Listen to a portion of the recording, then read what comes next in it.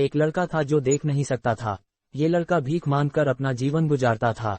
एक दिन ये अंधा लड़का हर रोज की तरह एक बड़ी सी बिल्डिंग के आगे बैठकर भीख मांग रहा था। उसी समय वहां से एक अनमोल नामक लड़का गुजरता है और इस अंधे लड़के को भीख मांगता हुआ देखता है। अनमोल उसी बिल्डिंग में एक ऑफिस में काम करता था। जब अनमोल ने देखा कि ये लड़का भीख मांग रहा है तो वो उसकी मदद करने के लिए उसके पास पहुंचता है।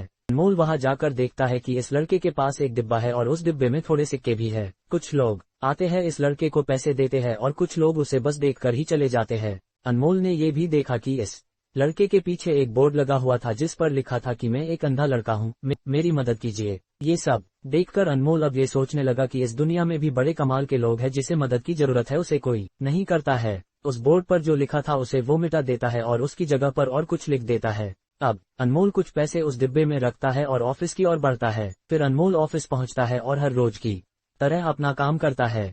शाम को जब वो ऑफिस से अपने घर जाने के लिए निकलता है तभी उसे वो अंधा लड़का याद आता है। वो ये सोचता है कि मैं एक बार घर जाने से पहले उस लड़के को देख लूं। ये लिखने की वजह से उसके जीवन में कोई बदलाव आया है कि नहीं। वो अब उस अंधे लड़के के पास जाता है। उसके पहुंचते ही वो लड़का खड़ा हो जाता है। वो कहता है कि भैया, मैंने आपको आपकी आने की आहट से ही पहचान लिया। आप वही है जो सुबह आए थे और मेरे इस बोर्ड पर कुछ लिख कर गए थे।